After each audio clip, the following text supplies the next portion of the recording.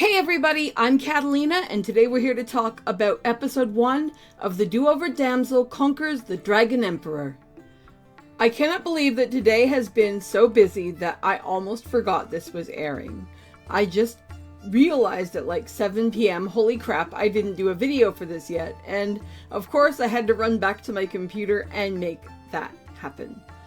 Anyway though, I really enjoyed this first episode and I thought it was really cool. This is a show that I've had mixed feelings on going in because there are aspects of it that I think are perfect for me, and then there are aspects where I'm like, I wonder why the author chose that. And given that those aspects are things like he turned a 16-year-old girl into a 10-year-old girl and then turned around and had the male lead say it would have been better if she had been 2 or 3 years younger, we better have one hell of a reason for that, because that was like, I'm about to grow some Freddy Flintstone feet and run here. Because like that is not my thing. I am not a big fan of lollies, but I mean, the rest of this is really good, and if we end up eventually getting a good story reason, and if we don't get too much creepiness, it'll be okay. I mean, I'm no stranger to the idea of the kind of age gap that he was talking about with his parents, especially in a historical context and in a fantasy context. That kind of shit was actually really common in certain eras and periods of time. But I mean, I wonder what reason the author had to choose those things, because there's something that's going to work against the story, and I hope there's a good enough reason to have done it to counterbalance that penalty. That said, I really like our two main leads, and I also think they did a really great job at making us hate the initial, like, villainous character. I also like how they kind of invert things and turn things on their head. The pure blonde hero with the white outfit and the blue rose turns out to be the fucking villain. And the dangerous, devious guy who was rolling fucking D20s on his intimidation checks is our hero. I think that is right up my street. I am so here for that. I like that a lot. That absolutely works for me. That is one of the kind of things that drew me to this character and this story. As for our leading lady, I was curious how they would handle Jill going back in time and what kind of persona and what level of maturity they would give her. And I'm pleased to see that although she reverts physically, that she does actually maintain her mental age. She seems to still be speaking and interacting and thinking at a higher level. If she actually had the maturity of a 10-year-old dealing with Hades, we would have a really big problem here, and I probably would not be interested, because that would just not work for me in a romantic sense. That would just be freaking weird. It also helps that we have super uber cute little dragon. He is so cute, and I think he is going to be a super imp, and I really like him, so that definitely helps too.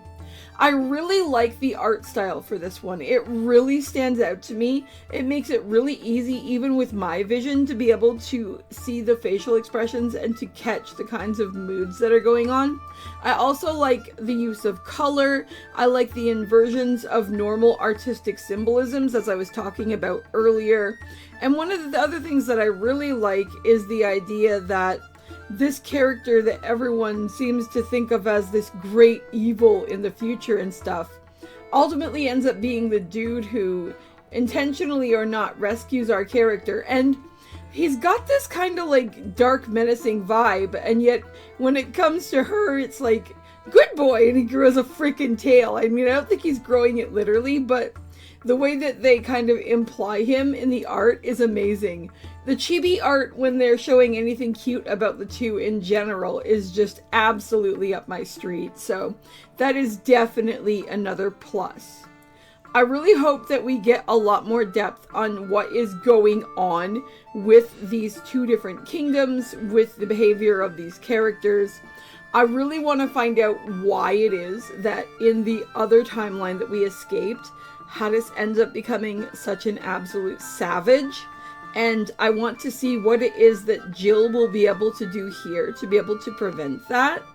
I'm also really looking forward to seeing how the evolution of their relationship will work, especially given the fact that initially he's all like, yay, somebody likes me, and then she actually has to tell him the truth, and he's just so goddamn devastated. And then at first he doesn't necessarily want to accept it when she's like, wait, no, I made a mistake. But he ultimately does.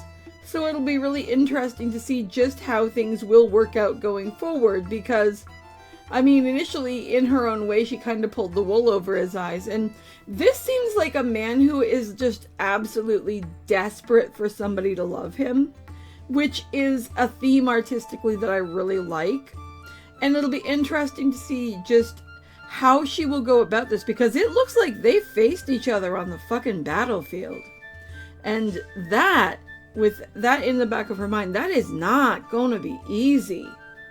But it seems like there is definitely a ton of interesting stuff here. I'm putting this up pretty late, so I'm going to keep this one a bit brief. Overall, though, super loved this. Had to get a video out. Had to say something about it. But are you guys watching this? I'd love to know, so drop a comment below and let me know. And I'll talk to you in the next video. See you later. Bye!